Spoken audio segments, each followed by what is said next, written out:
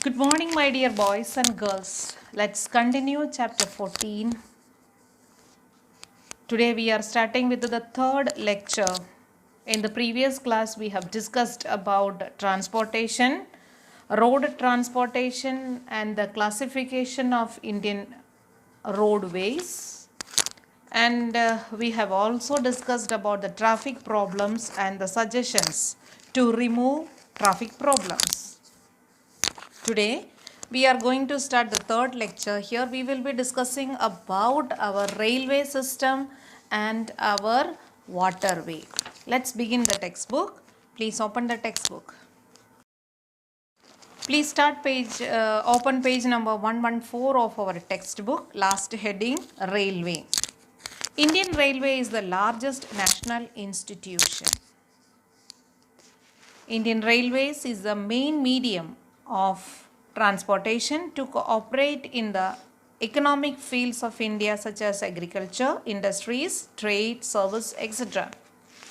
It has a major contribution in national security, peace management, to establish cultural and geographical unit and to maintain it.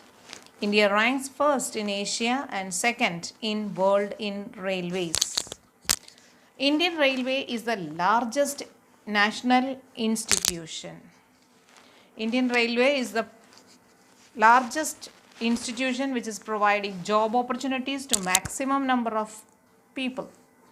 And it is also the main medium of transportation to connect people of India with the different parts of the country, helping in transporting agricultural sector, industrial sector, trade service, etc. Not only that, it is giving major support in national security, establishing peace, management, establishing cultural and geographical unity and to maintain it.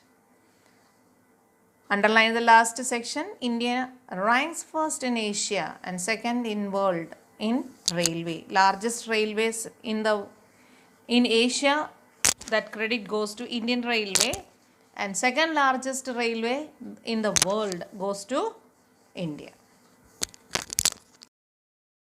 Progress of railways. See, the first railway started in India during the time of British rulers. They have started the railway system in India. It was in the year 1853. It ran between Mumbai and Thane. We are having three types of railways in India. That is broad gauge, meter gauge and narrow gauge. Maybe you are not aware about narrow gauge. Now it is not there or very few in our country. Narrow gauge was there in Baroda from a particular village areas. They were having narrow gauge. What do you mean by this gauges? Broad gauge is the railway line which you see. You watch here in Baroda railway station, that big the railway line. Narrow gauge means वो railway line थोड़ा छोटा है. और metre gauge तो आपको पता है, broad gauge, metre gauge and narrow gauge.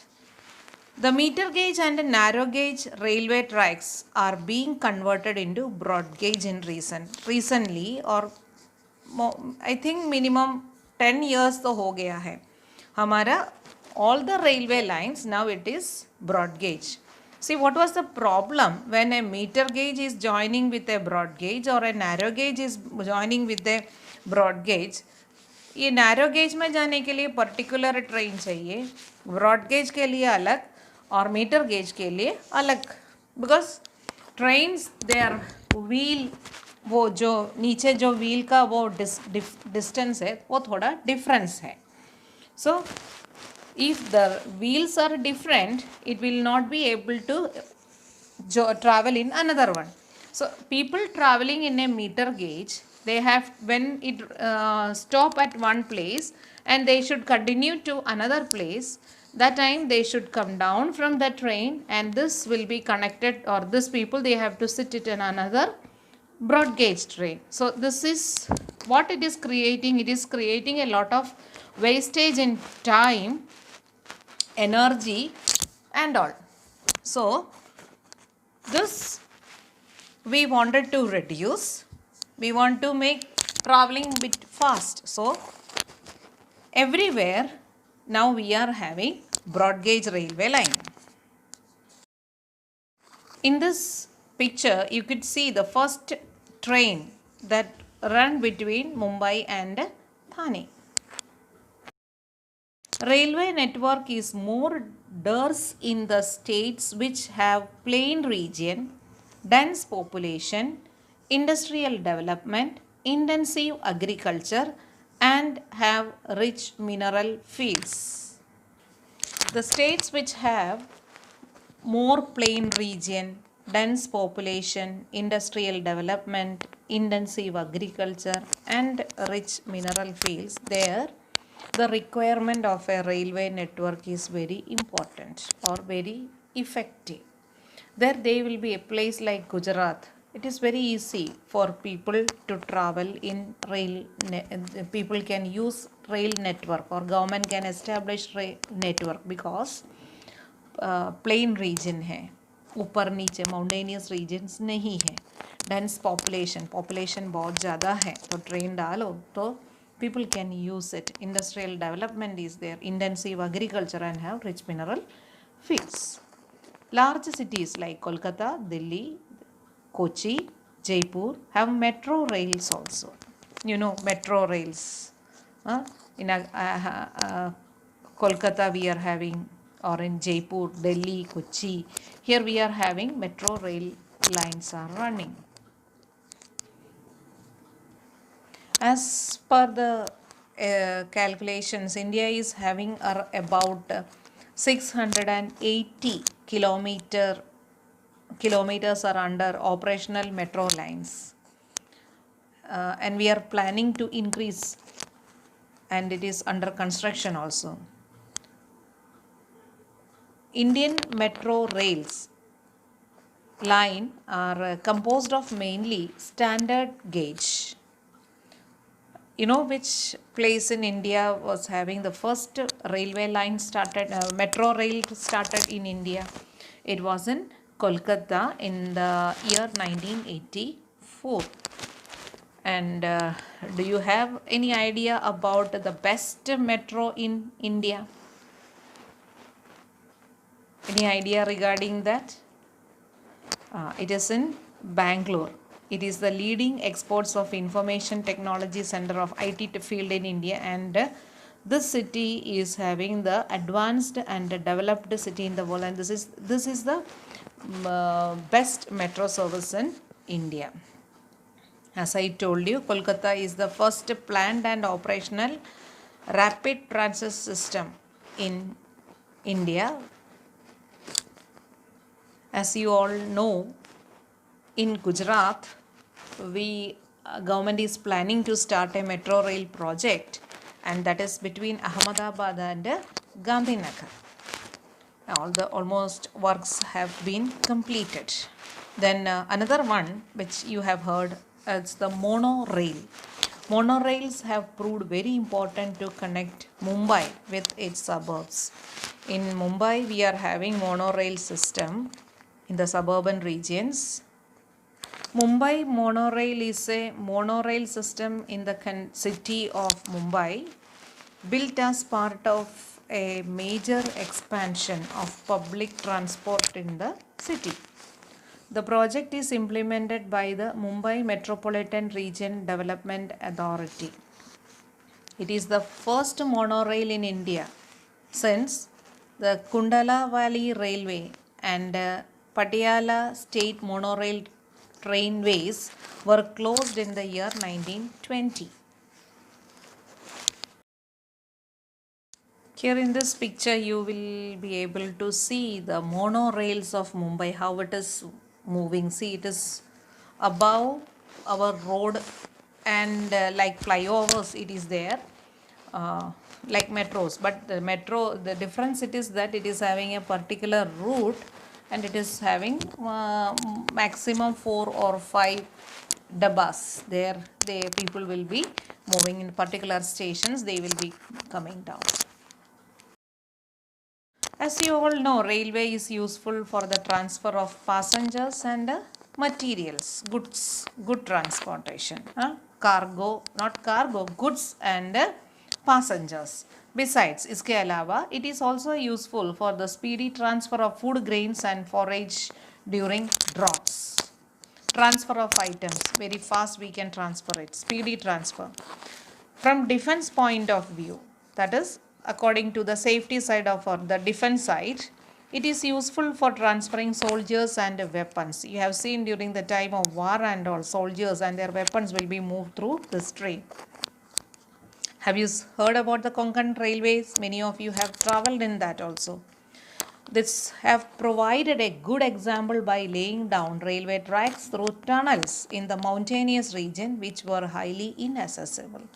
You know, mountains, हम लोग नेचर को कुछ हार्म नहीं किया है, थ्रू माउंटेन के बीच में से टनल्स बना के उसके अंदर से जाते हैं. That is, Konkan railway is famous for that, and it have reduced the traveling distance from Maharashtra to the southern states of India. Here you could see the beautiful view of a train coming from the tunnel through a Konkan railway. Indian Railways is considered to be excellent for time, safety and facilities, and it is being modernized very fast. The route between Dibrugarh and Kanyakumari is the longest railway route in India, which is known as Vivek Express. Vivek Express operates on a weekly basis from Dibrugarh to Kanyakumari. This weekly train at present is the longest train journey route in India and 24th in the world in terms of distance and time. Dibrugarh is India's northeastern state, Assam. So the journey starts from Assam and it reached Kanyakumari in Tamil Nadu, that is the southernmost state of India. About 80 hours the train is traveling, and distance is about 4,218.6 kilometers. It is traveling, that is traveling through 9 states in India. This train currently holds the prestigious record of being the longest running train route in Indian subcontinent, both in terms of distance as well as in terms of time.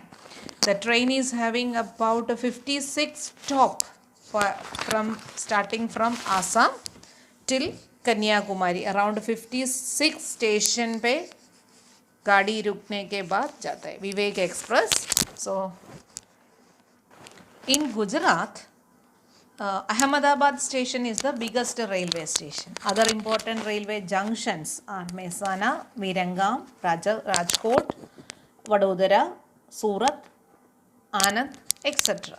You know what is the difference between railway junction?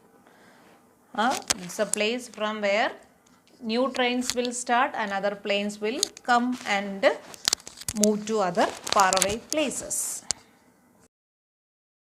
This is the map of India which shows the major railway routes. This is there in your textbook, page number 115, 115 we will see.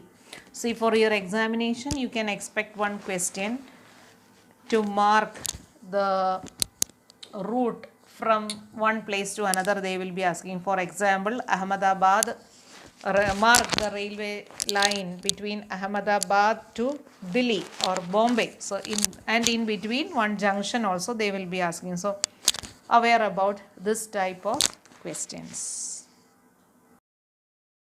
Moving to page number 116, 116, and moving to the next topic, that is waterway. Water transportation was carried out in India since ancient times. All transactions were done through waterways when roads and railways did not exist. जब road transportation नहीं था, rail transportation नहीं था, air transportation नहीं था, वो ज़माने में हमारे पास कौन सा ट्रांसपोर्टेशन था? Water transportation. British people, Europeans came to India through waterways. So many years back, uske pehle bhi many foreigners, Fahy and Huang they all came to India through this waterway. All transportation were done through waterways when roads and railways did not exist. Compared to roads and railways, the waterways are cheaper because no expense is incurred in their construction or maintenance. Waterway road repairing करता है, तारिंग करना पड़ता है, railway में repairing करना पड़ता है, but waterway में हमें रिपेयरिंग कुछ नहीं करना, हमारा बोट या शिप को हमें रिपेयर करना पड़ता है, इसके अलावा और कुछ खर्चा नहीं है. Give reason. One question you can expect from here.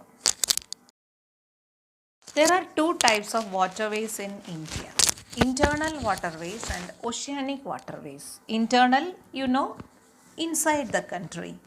Oceanic or international waterways.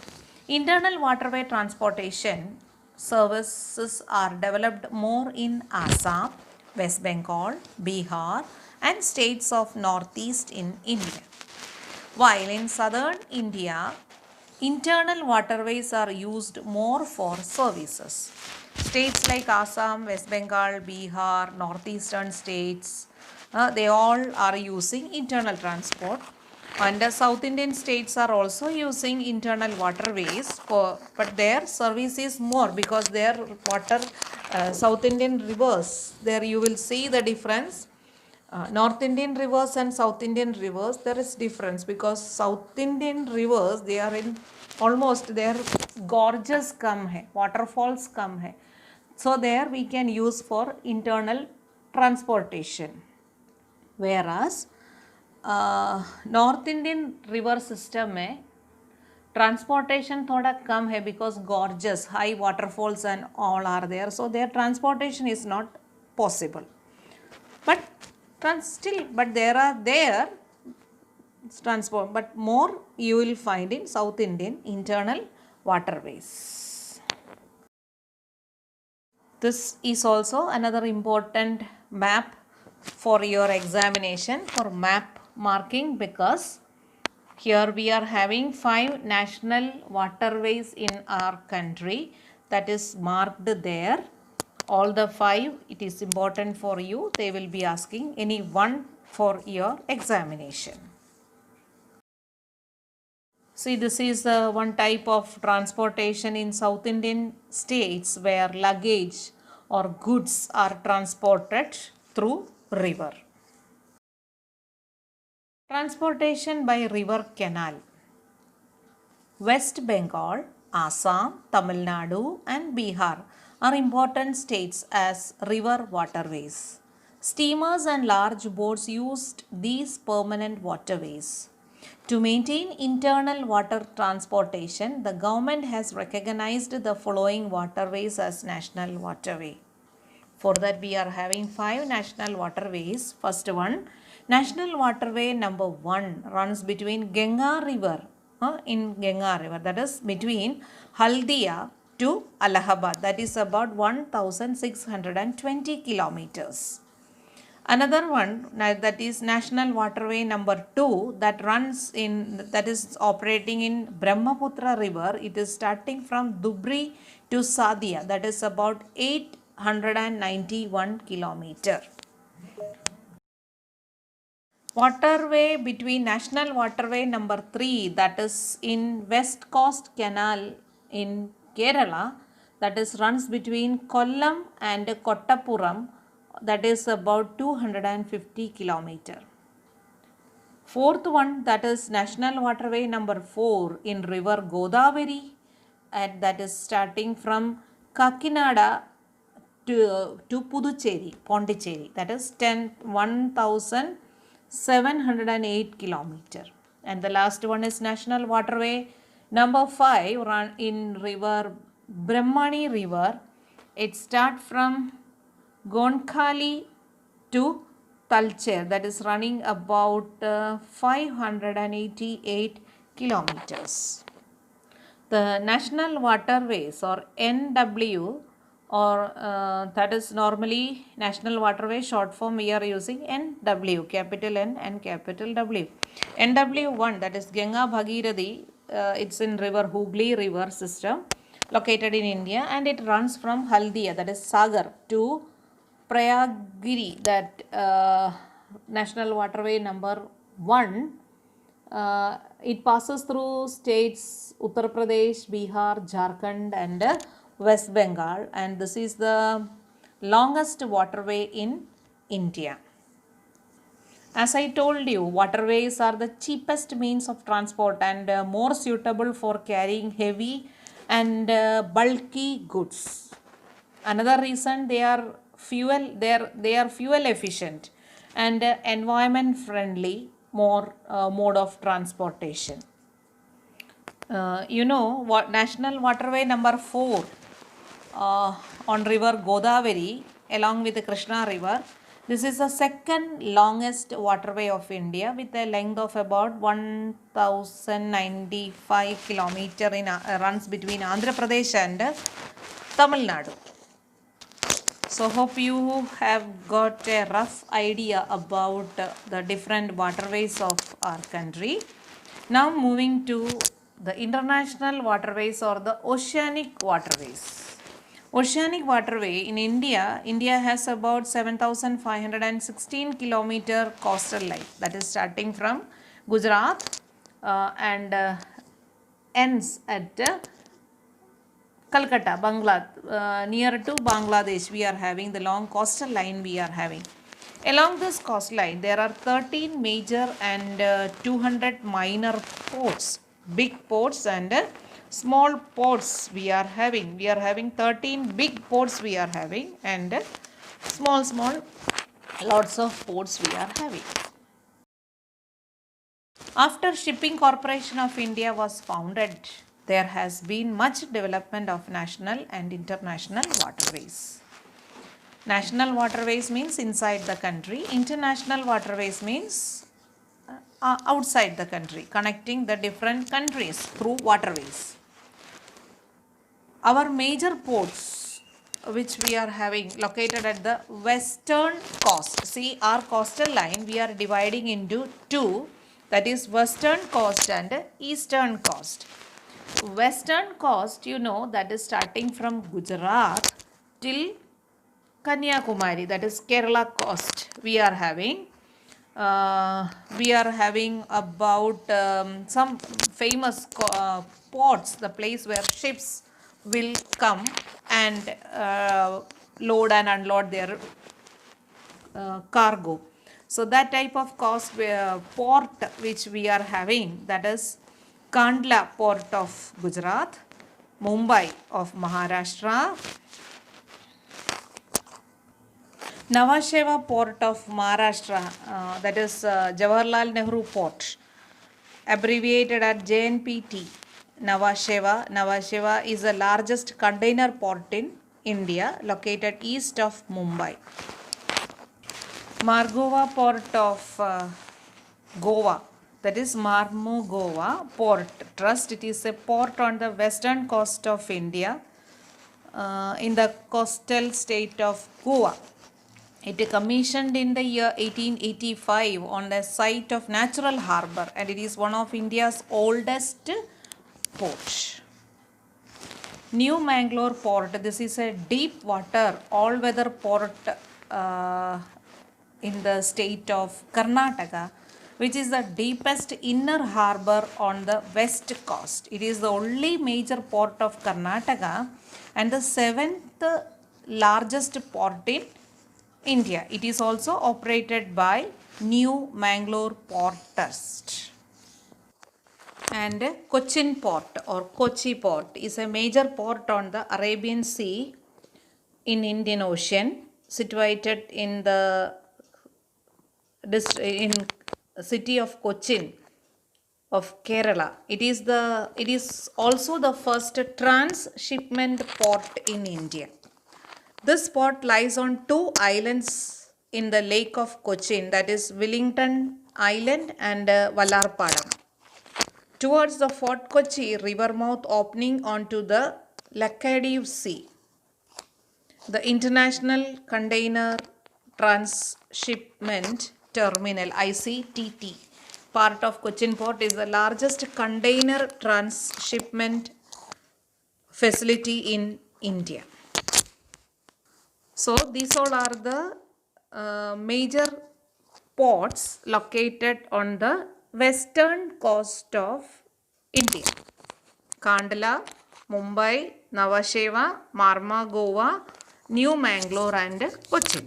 Now moving to the eastern coastal ports of the eastern coastal region of India, that is Kolkata, Haldia, Paradweep, Visakhapatnam, Chennai, Tuticorin. These are the main. Now we will discuss one by one in detail. Port of Kolkata or Kolkata Port, it is officially known as Shyama Prasad Mukherjee Port. This is the only riverine major port of India located in the city of Kolkata of West Bengal and around 203 kilometers from the sea. Another one is the Haldia port or the Haldia dock complex have been built at the meeting place of the Haldi river and Hooghly river. Kolkata Port Trust has been created in this port as the port's partner. So it is not a port, really it is not a port, Haldia port. It is official dock complex. Okay.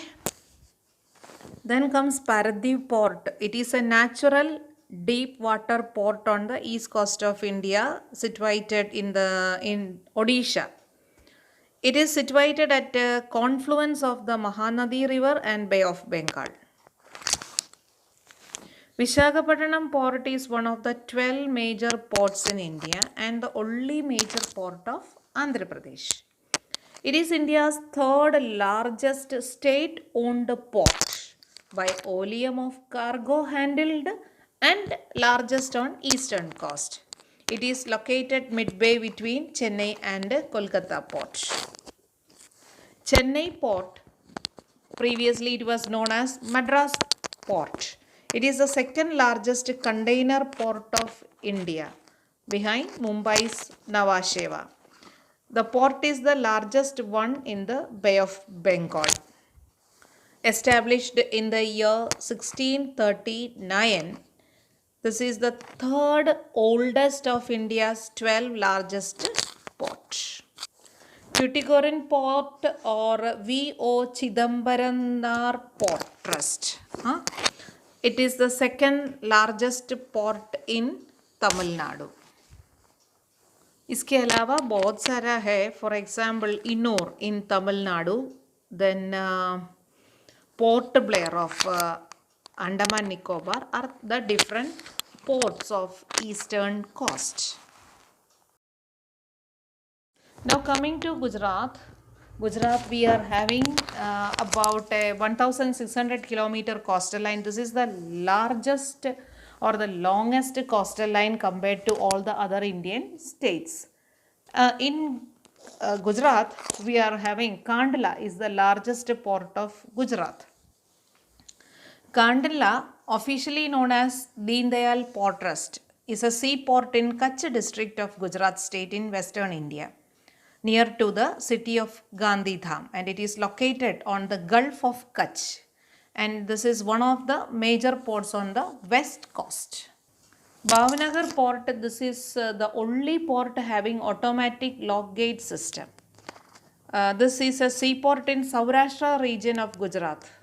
Bhavnagar has trade links with Southeast Asia, Africa, Arabia and ports of Red Sea since early 18th century.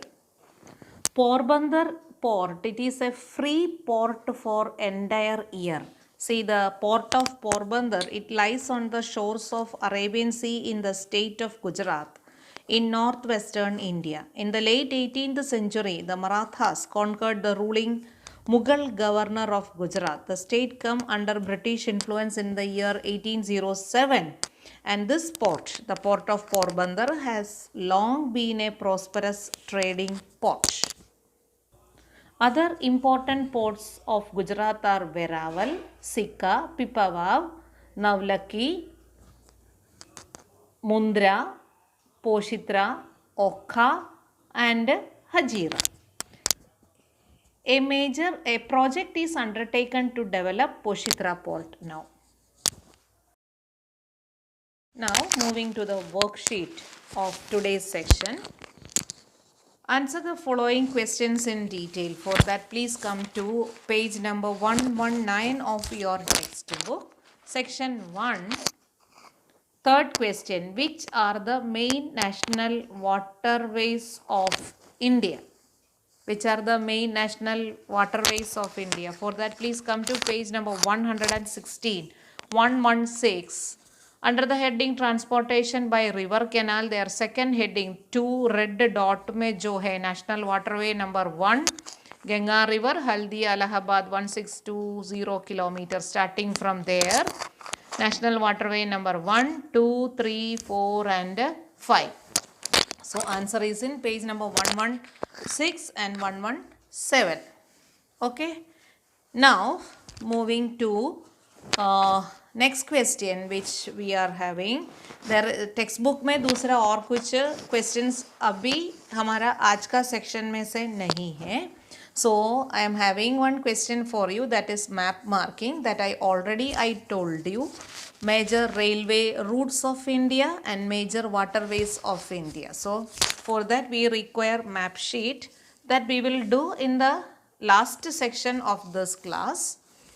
And with this our today's lecture is completed. You are supposed to complete this into your notebook, main points. Then you will be writing today's question answer and extra MCQs, whatever you find from this section. So tomorrow we will continue with the next one, that is airways and other means of transportation.